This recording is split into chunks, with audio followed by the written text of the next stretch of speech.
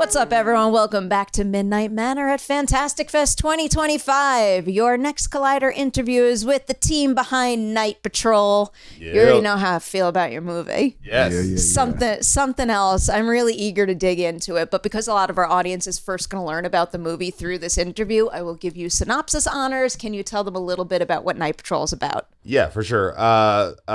It's a LA set story. An LA street cop grew up in a legacy gang family, and he's sort of torn between that and his role in the LAPD. Meanwhile, there's a gang task force called the Night Patrol, who are vampires, and they're coming to feed on little bro and family. I have quite a few writing questions for you. I'll give you my favorite one first. I always ask this, but especially when I become really obsessed with a concept. What was idea number one, the thing that started this all? But then I also want to know if you had a break story moment, something you came up with along the way that made it feel whole and ready to go. Yeah, we the same writing team from Low Life, my first feature. Right after Low Life, the four of us got together again and started just kicking ideas around, and it really was just vampire cops. Like, how do we, turn that into something, and specifically in LAPD and setting it in LA again, and it took us a bit to sort of land on that core character of of Xavier, played by Jermaine Fowler, who's who is this LAPD cop and kind of like torn between these two worlds. So, and then I would say the break story moment, which was really fun, was just it honestly, it was with RJ's character Wazzy. It was like, how do we, he's the heart of the film and he sort of kicks everything off, but it was like when we have the big sort of first murder moment that he's witness to and gets him in trouble. It was spun out of that of okay, now we've got all of these characters from different sides sort of ping-ponging together. I wrote about this when I reacted to the movie. Yeah. I was most impressed by the size of the ensemble, how full everyone feels, but also that you somehow managed to include a character from every corner of this situation, and it made the thing feel especially whole. RJ, I'll come your way now with another big two-part question. When this script first came your way and you signed on, what single thing about this were you most excited to do? But then I also want to know if there was something that was more creatively fulfilling than you ever could have imagined at the start. For sure, I would say the fact that I got to actually be physically fighty in this movie, rather than just I got my superhero moment. Yeah. And for Wazzy, it was like throughout the whole movie, you want him to have that because he's so he's finding himself in that, I feel in this movie. And then when he actually does and he get it off, it's like, thank you. And in a lot of scripts, you don't really get that.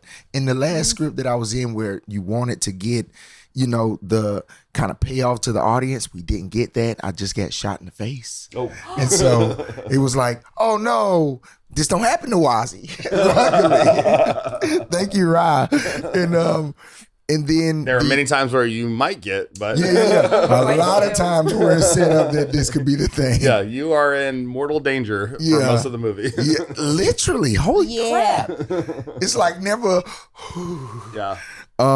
And then I think creatively, the wire work was fun that day, and I didn't know that was going to be so big. And I tell Rod this, he made Pacoima look huge, and so that in general excited me.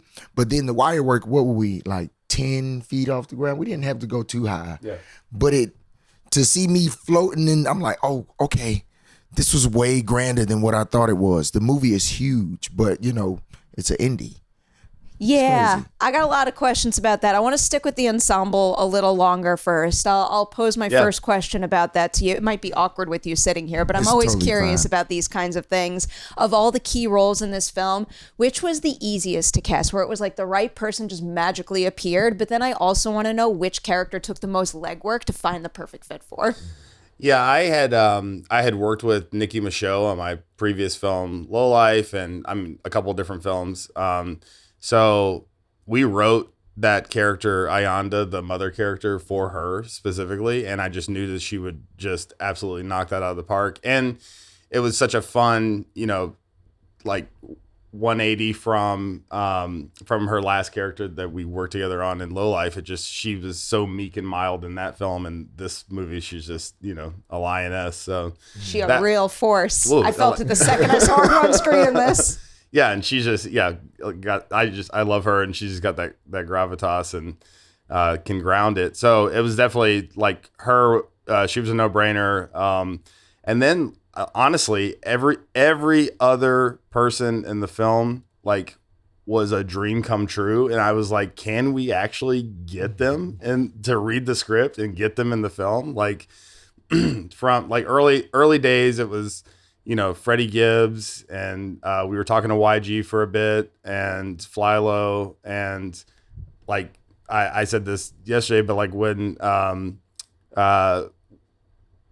pretty close to production, RJ came on, and it was our producer was like, oh, I think RJ wants to read the script. I was like, what, is he going to read the script? So I mean, we just have a dream cast, and then obviously Justin Long was such a Scream King. It was the biggest get. It was huge that he wanted to do it, and I give him his kudos of really going out on a limb and doing something so different for him, and so brave for him to just take the swing, and he just knocked it out of the park. So it was so cool to watch and just see him take that character and run with it. From I don't know, I'm trying to think of the biggest range from Tusk to Accepted. I thought I saw Justin do everything, and then I see him in this movie. I'm like, no, so much more for you to explore, and I loved it. Cass, question for you now, because you're pretty much the only main character who really gets a meaty interaction with literally everyone, and it feels like Wazi's feeding off of everyone around him and finding himself through everyone around him. Yeah. So there might be multiple answers to this question, but can you maybe name some scene partners who helped you discover something in Wazi that you didn't even realize was there at the beginning? I think for sure Mama Nicki, because her character gives you this comfort in being against the grain.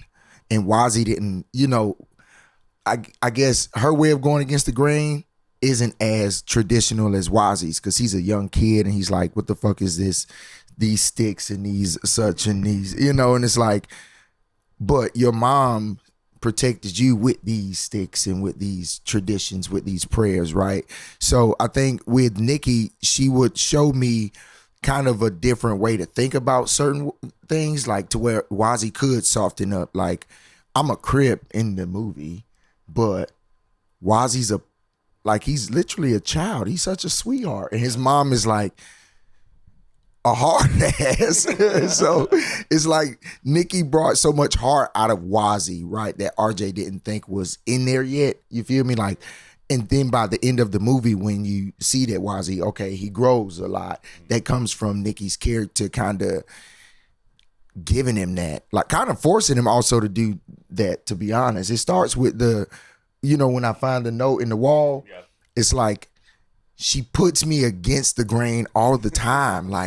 Mama, whoa. I did love that connection quite a bit. Yeah. I'm going to go back to the idea of this being an independently made feature that truly does not look like it. Yeah. I can't believe the production value of this movie, and I know Josh produced it. Can you maybe tell me a little bit about working with him, and do you think there's anybody else on the planet you could have pulled this off with? No, and Josh is incredible. All the way from our initial producers, David Goyer and Keith Levine and the Phantom 4 team.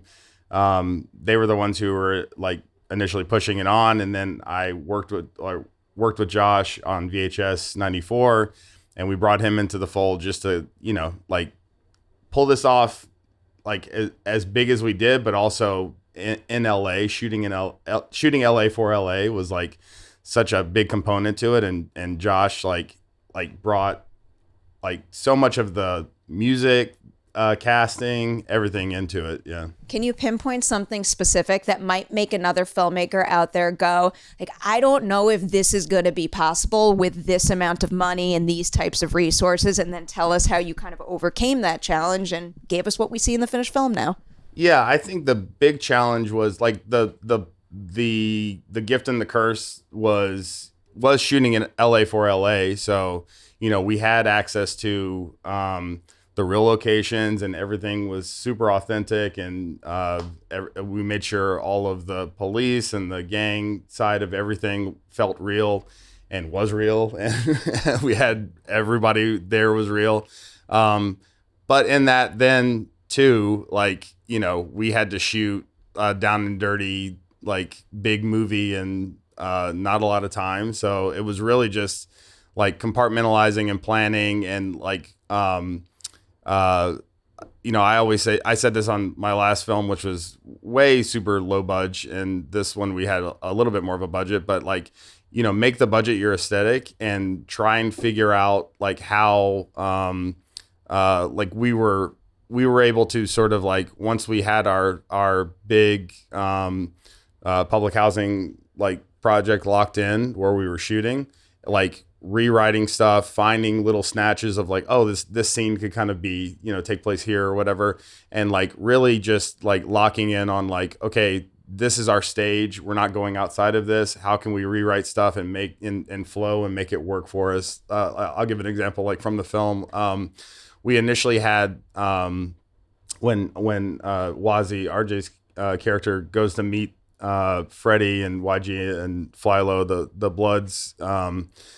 They were initially supposed to be like in an old like a hood church, like, you know, just a corner church or whatever. And we had one that we liked, but it was a little too far away, and we were in the middle of scouting for just like a you know, production holding office, and we were in the back of just a refrigerator store, like an electronics store, and our production designer, Ryan Martin, kind of looked around and he said, we could put the guns in here in the fridge. It was like, this is where we're shooting. So it is just taking, you know, like every snatch of opportunity that you can and turning it into a plus. The beauty of indie filmmaking. I love 100%. It. As I got to wind down with you, I'm going to bring back a question that I started to ask a lot, and it's because it came up in this room last year, and I just love the thought, because making movies, and especially making movies independently, is really hard, but I love emphasizing the joy you can have in the process and the pride you take in your work. So can you each single out the moment of making Night Patrol that brought you the most joy as an artist? I think when we seen the first teaser trailer that Rod gave us and put together, it was like, hey guys, you remember when you doubted yourself yesterday? Yeah, that really felt good. I like those moments on sets, and it's not really common. You know, some people like to keep it all to the wraps until we have a finished product, but I feel like to give the motivation, you know, to the rest of your team, because we really just teammates of the coach, you feel me? And so when Ryan gives us that motivation, it just had us on 10, or at least me, you feel me, on 10. I was like, all right, word, we making some heat.